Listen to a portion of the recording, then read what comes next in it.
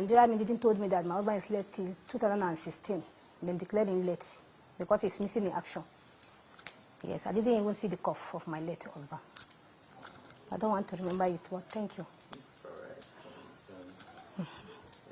right. The life is very hard. For me to take care of almost 7 children is very hard. But alhamdulillah, the gratuity, that is why I'm helping my children in the school. Some business, small business, I'm just doing it because to take care of my children. He was a sergeant when he died. I've been paid. But that time, the money was not much. But I try my possible best. I have a house. Not too big, but I have a roof over my head. Staff Sergeant Augustine Alfred. He died 1996 on the 20th April 1996, on the 20th April 1996 at a military cantonment, Mina, MRS. That's where he died. They think no easy. 2 hands, no they even fit carry him. I'm aware one. So, but I thank God for life. And it's not easy for me, but God, with God's assistance, we thank God. To ease the burden on widows and retired soldiers, Governor Bago announced a 50 million naira donation to the Nigerian Legion and families of fallen heroes. The launch of the Remembrance Day emblem symbolized this commitment. Singular role today is to declare this emblem launch open. As such, the government and people of Niger State have heard you clearly, the chairman of the Legions, with your request, and we are putting 50 million naira to the Legions this time. The veterans in Niger State are grateful for having permanent office within your 1 year in office. We pray the Almighty God continue to guide you. What is this issue of Boko Haram? Yes. For families like Ramatus, the memories of their loved ones are ever present. Hassan Abdullahi cherishes the legacy of his father, whom he calls a hero. He's my backbone. He has been supporting me. Like, there's no day I will just walk up to him and tell him that I'm having so problem and he won't be able to solve it for me. He will do his possible best to just make sure that, yes, I get what I want. But widow, we are really suffering. I'm not alone. We are many. We are suffering. Almost like 3 months to 4 months ago, there's one of our members, she have a sick. We just almost 400,000 they will take care of her. We didn't have it to take care of that woman just late. But we don't know how to do, but we need help from the governor. We know that Bago is trying. He's trying for women, he's trying for us. He's trying for us, but we need that he may help us, please, to help us widow. The government have been trying. Last, the wife of the governor called us during that fasting time. He helped us with food stuff. But that food stuff, we only eat it with our mouth. It will finish. But when the government tried to empower us, we'll keep that thing, we'll use it and empower other widows too. I treat myself. When I sick, I went to General. In fact, they admitted me in emergency for 5 days. When I come out, I was not okay. I went to Abuja. That is where I'm taking treatments. Every 6 months, I went for checkup. While the state government support is commendable, more is needed to assure military personnel that their families will be cared for if they make the ultimate sacrifice. It is a difficult experience for these women, having lost their husbands in active service. They find strength in the bonds that they share every time they come together, and they're asking that the government should do more in empowering them to help them raise their families. Chanami Bambi, TVC News, Mina. And now to the southeast, where reactions are trailing the emergence of Center Dawn in the southeast region. We have more details of that after the break. Stay with us.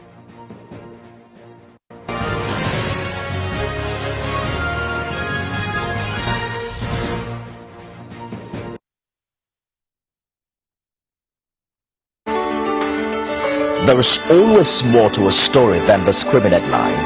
The part of a story that is not told casts a shadow.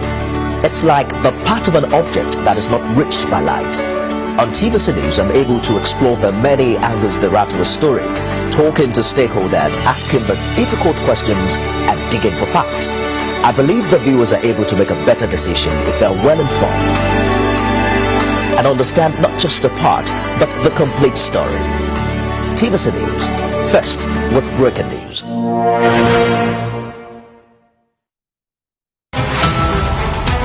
Every major news story is with many perspectives and layered with different levels of impact. Hello. What time did this happen? We will be right there.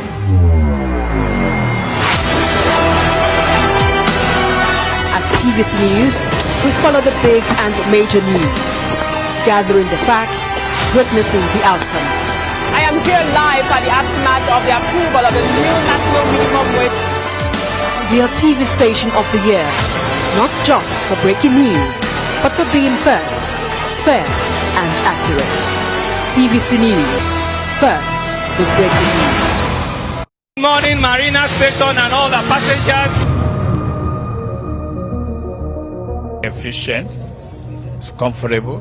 This development will go a long way in reducing congestion and emission. The trains are long-term solution to Lagos traffic challenges. This is where we take the final, decisions on policies, programs of government. I will have to ensure that, the narration of Lagos as a PLC is taken very, very seriously. This is a major pedestrian bridge linking Oyinbo here to Apapa Road over there. With this overpass, we are providing what we call a permanent solution.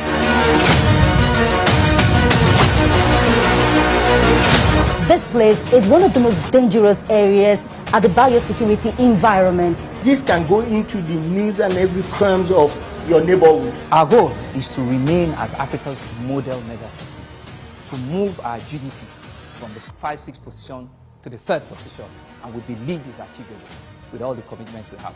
Explore the city of Lagos, where dreams are made and possibilities are endless.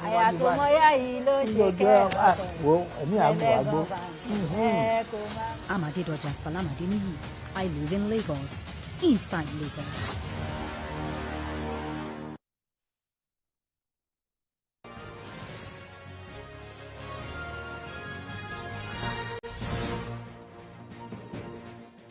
Thank you for staying with us. To the southeast, where reactions are trailing the emergence of Senator John Azutan-Bata as the new President General of Ohanaeze worldwide. His election was witnessed by 4 out of 5 governors, with Ebonyi represented and a host of other Igbo leaders in Enugu State. A senior reporter there, Bamidele Ajayi, has more details. Converge on this auditorium are Ohanaeze Igbo stakeholders from the 7 Igbo-speaking states. One after another, the delegates arrived at the old government lodge Enugu to elect a new ESCO of the Apex Igbo Sociocultural Organization. In his opening remark, the host governor Peter Mbah commended the group for being the rally point for Igbo people worldwide. He advocates strong collaboration among Igbo people to foster unity that is devoid of narrow interest. The summary is that failing to unite leaves us prone as a single arrow. Standing as a unit imbues us with the resilience of the entire stack. Let us be like a stack of arrows. I have no doubt that everyone in this room will love to see Ohanaeze Ndigbo attain a bigger clout as the champion of Igbo interests. Governor of Imo State underscores the need to foster strong ties among Igbo people in the country. The governors want Ohanaeze to unite as a family, to look for homegrown solutions for our problems, because it is now very clear that if we don't solve our problems ourselves, nobody will solve our problems for us. The newly elected Ohanaeze Ndigbo executive, headed by Senator John Azutan Bata, expressed gratitude to delegates for their trust and support, promising to work towards uniting Igbo people and addressing pressing issues. It's a new dawn for Ndigbo. The legacy of our late President, Chief Emmanuel Iwanyam, lives on. With the emergence of Senator John Azutan Bata, it has nailed that coffin of mistrust, that coffin of disunity. The Ohanaeze Ndigbo President General hails from Obiakpo local government area of Rivers State, whose turn is to produce the next President General position of the Ohanaeze Ndigbo. It will be succeeding Fidelis Osichukwuchukwu, whose tenure has ended. His election marks a significant milestone for the Igbo community as it aligns the commitment of inclusivity and representation from various regions within the Igbo-speaking areas. Bamijili Ajayi, TVC News. At Gombe State, where the Governor Ohanaeze has flagged off the distribution of emergency economic support to micro and small-scale enterprises in the state. Senior reporter Larry Adeyemi has details. It is a different type of palliative distribution in Gombe State. 1.5 billion naira intervention fund is targeted at micro and small-scale enterprises. Priority is also given to persons living with fiscal challenges. We adopted clear, objective and transparent criteria for selecting the 10,000 beneficiaries.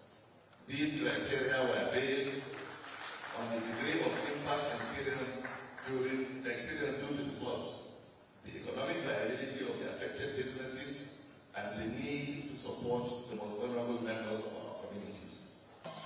Governor Yaya encourages residents of his state that better days are ahead as primary economic indicators show a gradual improvement and a better outlook of the financial system.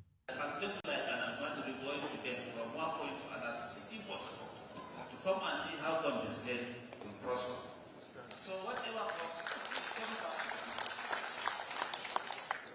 so be that as it may, we are taking this money and we are sharing it to the correct set of people. Beneficiaries and experts speak of the direct impacts this financial support has on businesses and its ripple effect on commercial activities in Gombe State.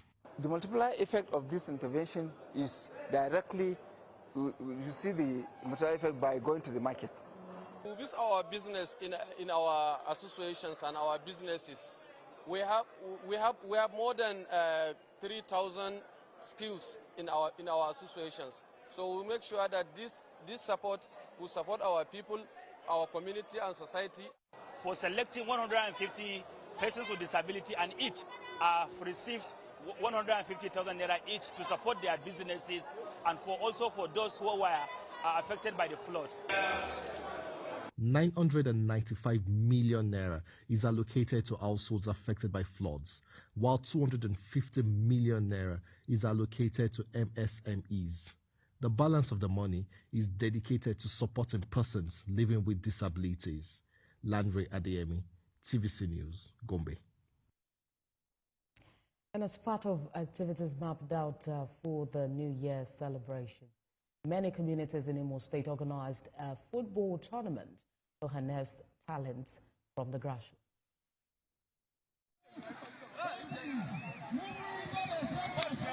To make sure that there is peace in the community. So that is why OT, which is Humanitarian Foundation, will make sure that we keep supporting this cup and we use together. And they say an idle man is a living workshop. So once you engage the youth, give them reasons why they should come together, play for peace. In fact, the symbol of this football is peace. To select raw talents from the sport so that we can see how we will help them source for agents abroad. This tournament is going to portray in our today.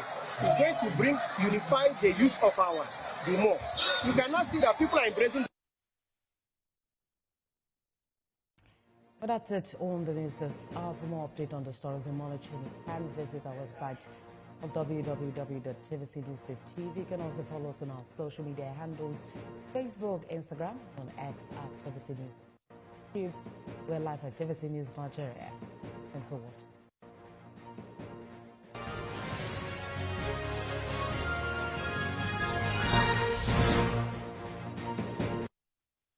Every major news story is with many perspectives and layered with different levels of impact. Honey, what time did this happen? We will be right there.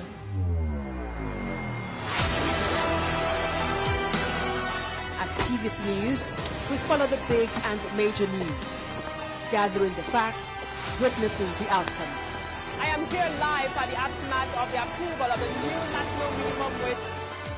We are TV Station of the Year, not just for breaking news, but for being first, fair and accurate. TVC News, first with breaking news. Sometimes it's the story that calls. At other times, the people just want to be heard. So, I need students, but I need teacher. Can't continue like this. Their voices re-echoing through time itself. We haven't done anything. If the tide is high, everybody run for safety. Their tears leave a sweet sour taste for all their demands. A familiar call beckoning for change. In our world, no one expects a disaster to happen. But when it does, we'll be there to x-ray all sides, from the east to the west, north and south. Community Forum will examine the oddities and challenges to economic development, as well as issues yearning for government intervention. Watch fresh episodes of Community Forum on Sundays by 9:30 p.m. only on TVC News.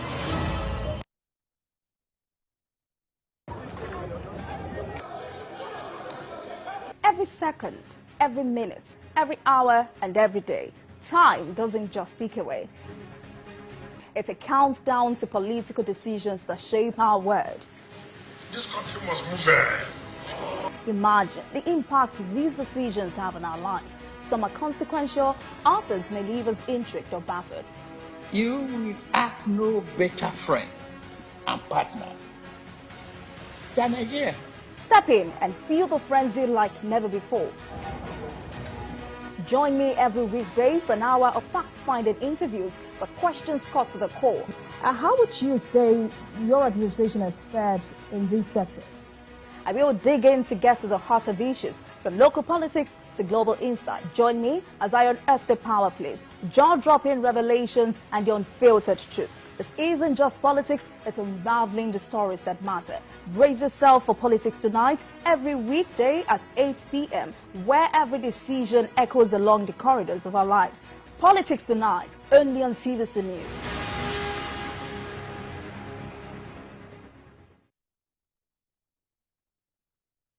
The Shared Prosperity Weekly TV series on TVC News. It is through this telecast the viewers get to know what is happening in the prosperity government of His Excellency Senator Hope Uzodinma, the Executive Governor of Imo State.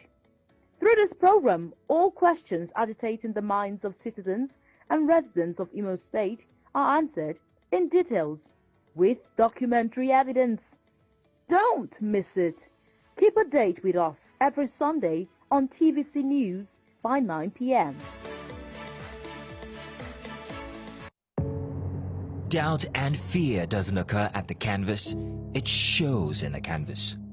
It shows the conation of raw earthen material slabbed, stroked and molded at a pace provided by the doubt and fear. Every move way in the struggle of one to the other, merging the past to the present, brushstrokes of colors seen but not known. For when the wailing stops, the pieces settle down in abject beauty erected for a century of a century. Speaking, advocating, protesting as the arts are meant to be.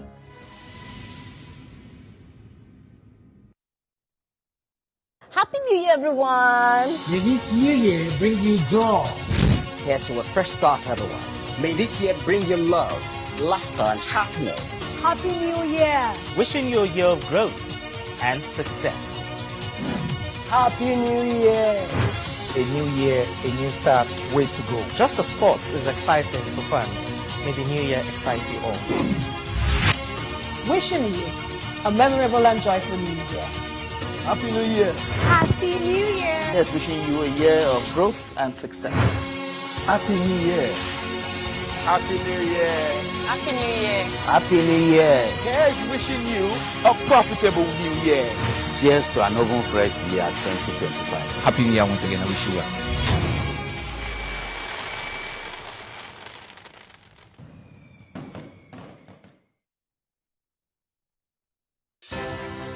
At TVC News, wherever the big news story is happening, we're geared up to break it. TVC News, first with breaking news.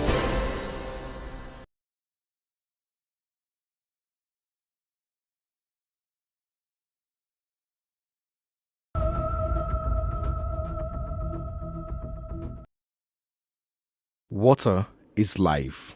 For thousands of years, humans have relied on water for food, security, hygiene, electricity, and transportation, amongst many other uses.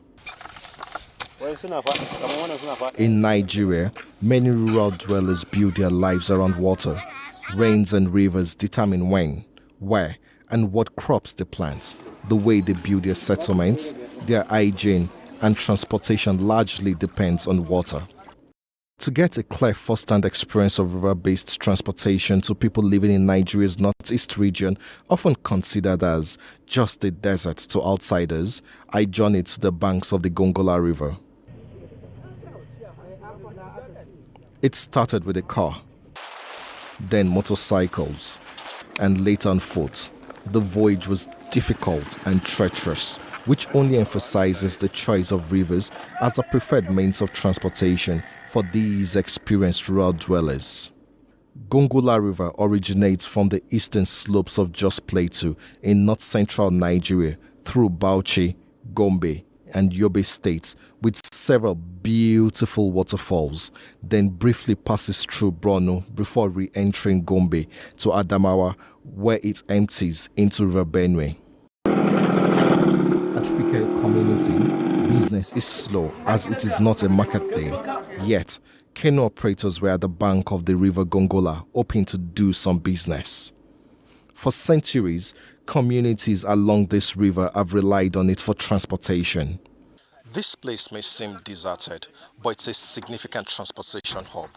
I'm standing in Bayo local government area of Borno State, and across the river there is Ro in Gulani local government area of Yobe State, and to my right is Dadinkowa in Gombe State. It's a triangle, but this kind of transportation hubs are significant because many of the food items that we consume in Nigeria are produced in farms in deep interior areas without proper road network. They need rivers and this transportation means to get their produce from the farms to the markets.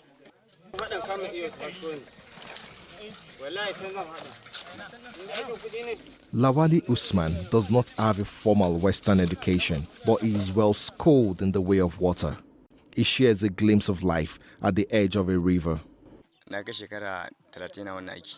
I've been doing this work for about 30 years now. This work is what gives me what to eat and drink. We see things on the job. Sometimes we come out to work and there's nothing to do. The wind and other things hinder us from doing work. It could really be difficult.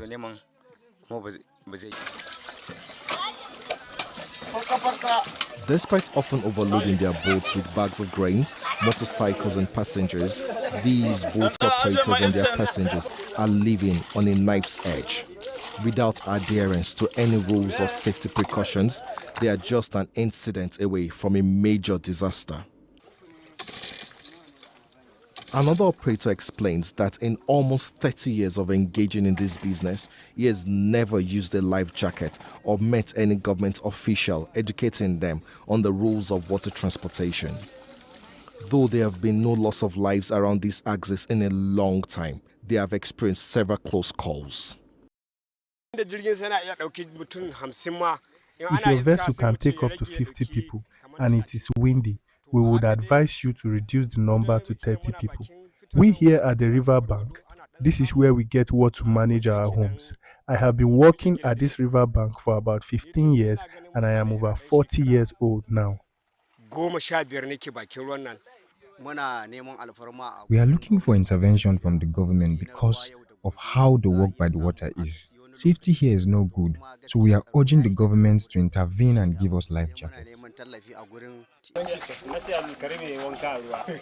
I went in search of the famous boat builder, referred to as Serikin Rua, meaning king of water. He does not have a boat under construction at the moment, blaming it on the high cost of timber, yet he explains the business of boat building and the dangers of cutting corners. The small one is 150. Okay. The big one is about, according to one you want. Okay. Even there is 3,000, 300,000 or 250, 280 based on. Anything that you do, if you work it very well, you will save. The National Inland Waterways Authority is responsible for approximately 10,000 kilometers of navigable waterways. It is also responsible for regulations and enforcing standards. The agency is meant to work with river basin authorities to promote commerce and ensure safety. Passengers and operators say they are not aware of their existence nor felt the agency's impact. Hundreds of lives are lost in boat mishaps each year. Only a few are documented. We try to enlighten the water users and including the boat operators to always obey the rules of activities on the water. One of such is usage of life jackets, sand buckets, paddles, life buoys, and many more. Traveling not at night. No life jacket, no travel again. If you don't have the safety jacket, you are not expected to travel. And also we have our marshals, which have been recently inaugurated. So always monitor the activities of the boat operators at the loading base. So they are always there to ensure that these rules are adhered to. Back to the makeshift port to take a boat ride from Bayo local government area of Borno State to Gulani in Yobe State. Our bright orange life jackets looked strange to other passengers and boat operators. I insisted they try it on. Only one brave passenger and a middle-aged boat operator agreed. Others would not trust what they know nothing about. Though wearing a life jacket, I was scared as a narrow boat sailed on the wide, choppy river. A passenger reassured me that the boat was perfectly safe. Abdul Karim has used the river as a means of long-distance transportation more than roads. Even during the insurgency, most of our people, they do not have access to follow them through because of the insurgency. It's even better and secure for you to take the boat to cross your state because it's more safer. If you follow the other route, anything can happen. So all this while we have been using this boat, we have been taking this route from Gombe. It will take you from Gulani to Gombe, to Bayo, to Kwayakosar. As far as you are concerned, you are living in Gulani. If you want to leave Gulani in peace, it's better for you to follow this route. It will take you to wherever you want to go. I can't even count how many times that I use this boat to cross this river. Because I told you I'm farming in Gulani. So I must go to Gulani during the rain season more than like 5 times every year. That's only in rainy season. Apart from rainy season, we used to follow this road to Gulani because we don't have road access. We don't have anywhere to go than this place. So if we are using this place as our route, this is more safer and more closer to where we want to reach. Even after the harvesting, most people of this our town, you know, Ruhu town, many people, there is a lot of farmers. We are farming, we are fishing, we are doing everything. So after the farming, we use the boat to carry the goods, take it to market. If we want to buy some materials like the other things to use, we buy it from Gombe. Fertilizer, chemicals, and the others, and the food stuff where we don't have it here. We bought it from Gombe and use the river boats and take it to our people. That make our life difficult. People are suffering because of poor road accessibility. They don't follow any routes. There was a time that I even come here, we even overload. Some people say that, hey, wait, we are going to drop. Some people reduced from the boat. And there was a time I was thinking that the boat was even break, man. As we just enter, thank God we are not in the middle of the river. We just onboard it, so the boat can't break. So people have to reduce the goods. And you see this boat, you carry like bikes, maybe like 8 bikes. You carry like maybe 20 to 15 bags of rice or maize or sorghum, and you carry people more than 20. On one boat? On one boat. 8 bikes? 8 bikes. Bags of food? 20 people. And 20 people in one boat. And this is the thing that I have always thinking about it, that maybe if I have somewhere to follow, I would have followed than this place. So this life jacket, have you ever worn life jackets before? No, I never. I did not even see any person with life jacket in this place, Madanu. So it's only you people. So in over 10 years, you have never seen anybody? Over 10 years, I have never seen anybody with life jacket here. Water transportation has been in existence for centuries, but it's far more significant in a place like Nigeria, where many of the food items that we consume are from these communities that do not have appropriate road network, but rely on these means of transportation to move their produce from their interior communities to the major markets and towns. These operators and their passenger do not know the rules of water transportation, and they do not have access to protective gear such as this life jacket. It's important that the government at all levels get involved in educating these people about the rules of water transportation, and also providing essential life-saving jackets such as this to preserve both our food security and the lives of the people. From the border of Gombe, Yobe and Borno State, Lanre Adeyemi, TVC News.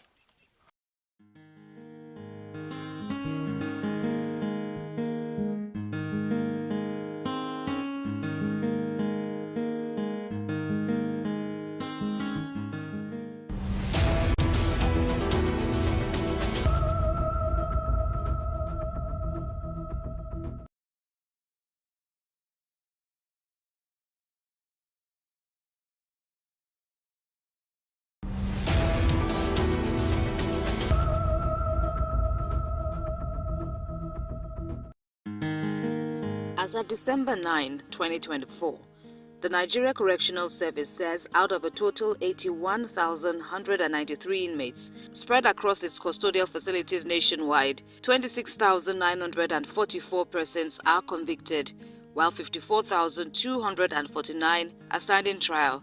This majority include inmates who are on trial before the magistrate or high court, and those who haven't even had a day in court. This yawning disparity, amounting to almost 70%, has been the narrative at the overcrowded facilities. They kept bringing me out again for the first time to torture me. They want to kill me. Until May 2024, when they were finally freed. 48 years old Moses Abiodun and 53 years old Kazim Adeshina were among this population of non-convicted inmates. They say a series of arrests across Lagos by the now defunct Special Armed Robbery Squad of the Nigeria Police Force in June 2008 brought them together on a 16-year-old journey spanning from the SAS detention facility to being remanded at the medium security correctional facility, Kirikiri. When the officers now came, the officers now interrogate us. That's what happened. I said I don't know anything. This is how they come to arrest me in my house. They were asking me about Femi. Who is Femi? So the officers now gave them order that they must not kill us, so that these people you arrested is either they release us or they took us to court. They took us to this court 18 at Ikeja on the 23rd of March 2009. So the magistrates now asked us that we should not plead guilty, that we should wait for DPP advice at court 18 Ikeja. So when we get to Kirikiri medium prison, no, it was at even at the court dock there. I know that me and these people were casemates. Me, Kazim, Sikiru Taiwo, and Lukman Jimo. They took the four of us to court together. We were standing at the dock. They said we should wait for DPP advice. So when we get to Kirikiri, It's hello. Time of Gajini. It was during Gaji's tenure as OC SARS. Their teams usually carried out several raids daily and would bring in many people they arrested to the cell. When they arrested me, I didn't see the IPO for up to a month. We were arrested in June 2008 to 2024 when God used these lawyers to help us. We were freed on May 1st this year. I have not found work to do since I left jail. The lawyers who helped in their release say the police refused to heed the advice of the Director of Public Prosecutions at the State Ministry of Justice for their case files to be moved to Ogun State, where the matter originated from, and that was why they were abandoned in custody.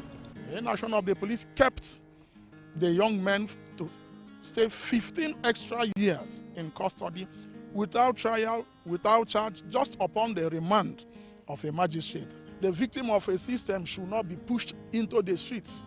He's going back, nursing that injury on him, especially when he left custody without any proof of conviction. 2 years, 3 years, 10 years in some cases, and today, for example, we are seeing 16 years from the day of arrest. Away, Tila spent 5 years awaiting trial at Kirikiri until a magistrate court struck out the case in November 2023. But he didn't leave the facility until more than a year later because of, quote, administrative errors. He too says the conditions under which he was detained were harrowing. They give me, say, attend to kidnap. SARS then fight themselves, let us leave this man go. Some said, no, as you not see money give us, we take him to court. So later they come give me, say, attend to kidnap, and then take me to court, from court to prison. When we enter the prison yard hot like fire. There's no space to sleep. We sleep like sardine one side. So when we sleep like sardine one side, if you get up, you want to turn yourself, they will get security inside the cell. You will carry cane, beat us, and we will be 172 inmates for one cell. They will give us omo to bath. Give me 1 bucket of water. Will be 3 men take and bath, enter. And in the evening time, they will bring 1 cup of gari to each person. That gari is very worse. It's no good at all. That is why now my eye now see very, very well. And when we did the prison yard, there's no food. I try to kill lizard. I roast it, eat. I kill rat then kill throw away far side. I roast it with the fire. I chop them. So now, since that time, I have a hand for my ear like this. So I can open it, people can see it. I'm not shame. During the interview, Owe's former mates pass by. As soon as they spot him, a moving exchange follows. And so we manage before then God send 1 lawyer come release us for last year. Last year. So my people, Allah will bless you people. These advocates say there is need to urgently address this menace in the criminal justice system.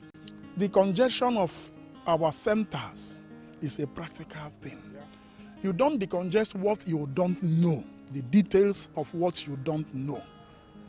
There are people, they are human beings. If we say, like Ikoyi that has a capacity for 800 people, you are having 3,500. They are all human beings.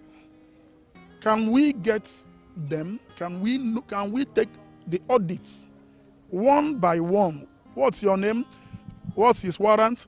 When did he come in? What is his case? Which court?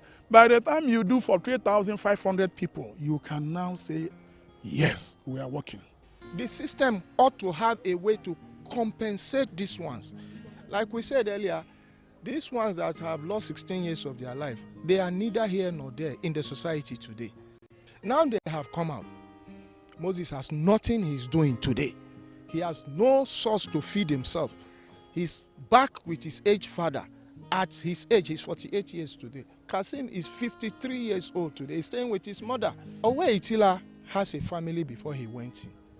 Most of his family are scattered. They are neither here nor there. We are calling on public-spirited Nigerians. Please come to the aid of these three. They need to be rehabilitated. This is beyond government. We are not asking only the government. They add, that a speedy trial accords with the human rights of every accused person who is adjudged innocent until proven guilty, and that any situation that deprives one of timely trial is actually adjudging them guilty without the opportunity of defense. Kemi Foladeyemo, TVC News, Lagos.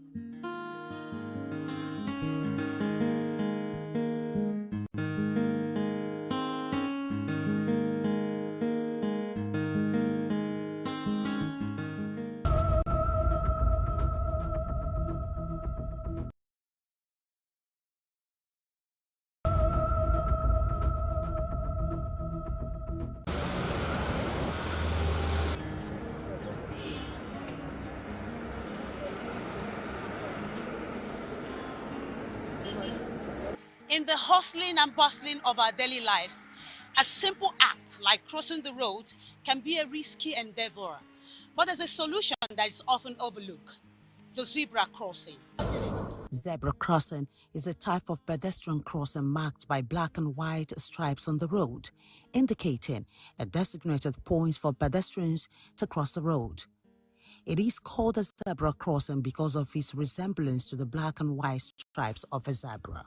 Drivers are required to yield to pedestrians at these crossings, allowing them to safely cross the road. But many drivers ignore the rules, putting lives at risk. Do people know what this mark stands for? No, I don't know anything about it. I don't really understand about that. The little I know about zebra crossing is a sign that governments keep for pedestrians, like people that are using leg to cross. And because of that, as vehicle approaching that area is supposed to, and that is should be, you mild your brake so that your motor will go gradually, so that if you can stop, if people or anything that is under this in there, you can stop for the person to cross, and after crossing you can move. Yes, it's to open the way for crossing.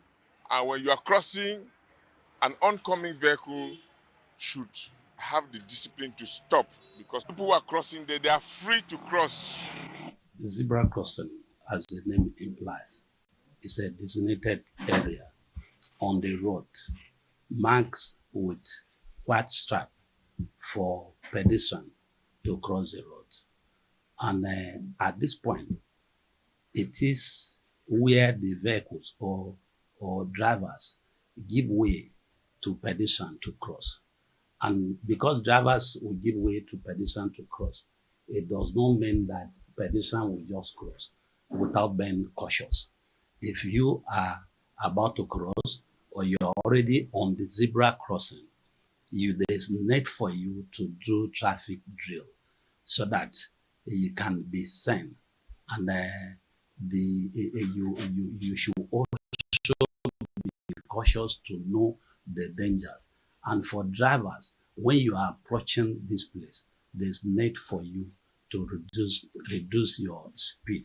The zebra crossing was first introduced in the United Kingdom in 1951 as a response to the growing number of pedestrian fatalities on British roads. The idea was conceived by a British engineer, Lasse Ho Belisha, who was inspired by the stripes on a zebra. The first zebra crossing was implemented at the intersection of Secret Slot Street, Belgrave Road, and Buckingham Palace Road in London. Zebra crossing has been around for decades, providing a safe passage for pedestrians, but it seems we have forgotten its importance. This zebra crossing that is here, many a times, the drivers don't respect this line. They will see people standing to cross. They will keep on driving and keep people standing there for us to tell them to slow down for us to cross the road.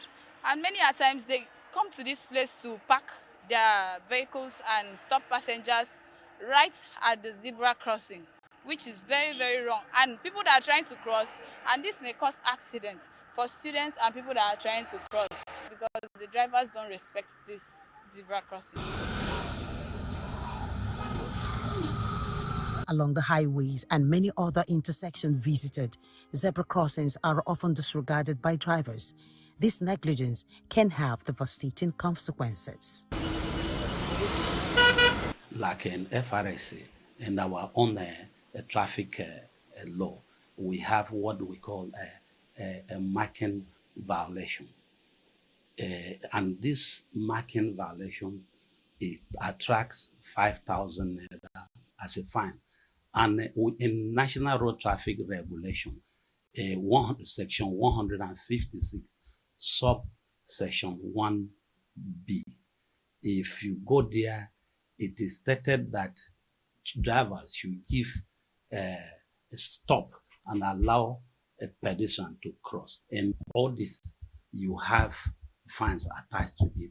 Apart from fine, if you either pay the fine or you go to jail for at least 9 months.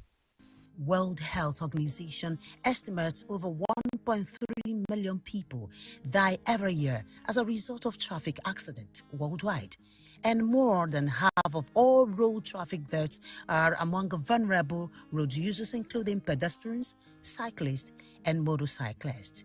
The Road Safety Corps said a total of 5,081 people were killed in various road traffic crashes across the country in 2023. Some pedestrians suggest traffic lights should be positioned at a short distance from zebra crossing to reduce the risk of accident and deter drivers from disregarding pedestrians crossing. There are other instances where you have a situation where this zebra crossing is just close to the traffic light. If the traffic light now opens for example, it's say green. The green light is an alley light. And then the zebra crossing is just by that alley light. And people are crossing on the zebra crossing where it has been allocated for people to pass without hitches. And then vehicles are coming on. What do you expect will happen? What will happen at that time is that the oncoming vehicles, if they stop, they may hit them from behind. So the zebra crossing is also supposed to be a bit far off from the traffic light. My advice for our driver is that when they see somebody stop at the zebra crossing, you have to follow that driver and stop, in case. We have those using the zebra crossing. And when you are at zebra crossing, when you are about to cross or you're already on the zebra crossing, you should also be cautious. It is not as if you have the right of way and you cross without being cautious. That is for the pedestrian. So there's need for them to watch out before they step on or they cross the zebra crossing. Then for drivers, I want to educate them that there is need for them when they approach zebra crossing, they reduce their speed and give a right of way to the people crossing the zebra crossing. I think when we do it like that, we will have effective traffic management and reduce road traffic crashes in the state. Zebra crossings are a simple yet effective way to save lives. Let's work together to make our roads safer, one crossing at a time. Tina Akweke, TVC News, Calabar.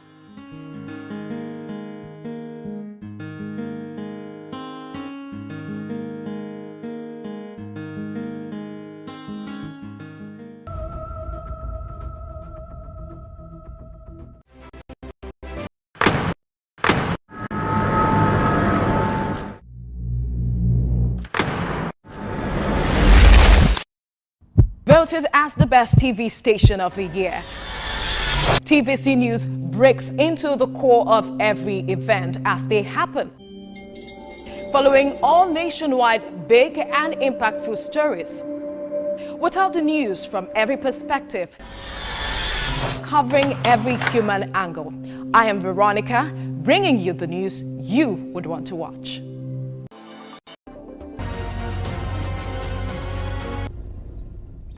After 2 months of repairs, the Lekki Conservation Center is back and bustling with life.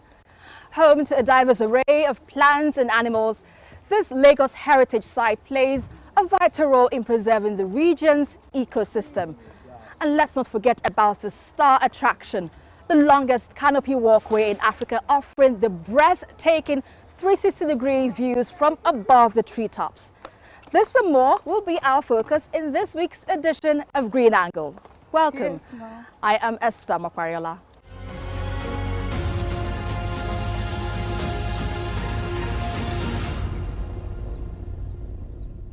And before we begin, let's bring you updates from the world of environment. The event was graced by environmental conservationists, public officials and students from public schools all gathering to witness the culmination of the program. We have mobilized young people, old people. The environmental program is a vital advocacy initiative aimed at fostering environmental sustainability awareness through educational programs and practical workshops within schools. Children are very strong influencers. They're subliminal, they're surreptitious, but yet they're very, very powerful. So when you have a teacher who has taken up the vision to charge children about how to. Every school should be an eco school. I mean, why not? Because it teaches the student how to, adapt to the challenges around, particularly pollution and, of course, climate change. It helps them to also, become global leaders, even while acting locally. They are able to solve their immediate problems. And there's a slogan that says, their generation is going to end poverty, climate change, and hunger. 23 schools in Lagos and Ogun states actively engaged in practical projects focusing on sustainable gardening, upcycling and recycling, thus igniting a passion for climate action. Even our project too, it's a teamwork. We're not the only one but I brought up the idea. The hard work, everything, I'm the one pushing. And I'm glad we got to where we are now, and we won't stop. We're going to keep doing greater things with the plastics. Many things that we take as ways that are not useful are really useful for us. That it makes me to look deeper, that there's something useful. It's very encouraging, even to us, the older ones. And if we can get to as many schools as possible, we are going to see how this will grow. Some outstanding students and schools were recognized and awarded for their innovative contributions and dedication to environmental conservation for millions of people and ensuring the overall well-being of our planet. But rapid urbanization, deforestation, illegal logging and climate change threatens its existence. Of forest rangers. This event seeks to highlight the critical need to harness the power of innovation to protect and sustainably manage our forests. And when we talk about environmental protection, we don't actually mean environmental protection, we actually mean human protection. Because the environment will always protect itself. But when the environment protects itself, it does that at our detriment. Because we will not be able to stand when the environment protects itself. And that is why we ought to do it with the environment instead of the environment doing it by itself. So a day like this gives us an opportunity for us to reflect on the actions or inactions that we are doing that will be detrimental or will advance the cause of conservation, especially in this time we are talking about our forest estates. Concerns were raised about the disappearing mangroves and wetlands and efforts to address the worrying trend. This event is to emphasize the importance of forests and the need for sustainable management of forest resources. It is an opportunity to create awareness about our environment and secure our future. With Lagos State's population, which is growing by the day, we must address the increasing pressure on our natural vegetation, particularly due to housing and urbanization. It's crucial to embrace a conservatory approach to combat climate change. The event featured a tour of the Lekki Conservation Centre's Canopy Walk, showcasing the beauty of the forests.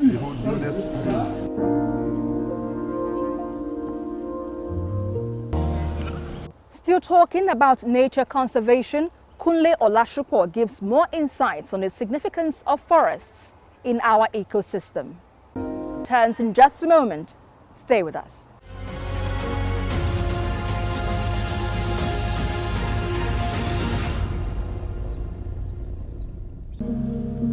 Plastic waste remains a global concern, even though there are numerous strategies being adopted to contain its harmful effects on the environment. Here in Lagos, Nigeria, the situation isn't different, and with an ever-increasing population in a relatively small area, the task may be challenging. There's a significant reduction in the volume of our waste that gets to the lagoon and the front now, and that credit goes to our governor, Mr. Ohanaeze Sanwo-Olu, for a lot of work that's been done on our drainages, and at the same time for tenements, for ensuring that they are patronizing PSP rather than Capucha. So the volume that we used to take from our marine team on a daily basis really gone significantly down, way below half now. So it shows that people inland are doing a lot of right things, but there's still a lot more to do. However, some local startups, organizations and individuals have taken it upon themselves to promote a sustainable environment through converting plastic waste into valuables.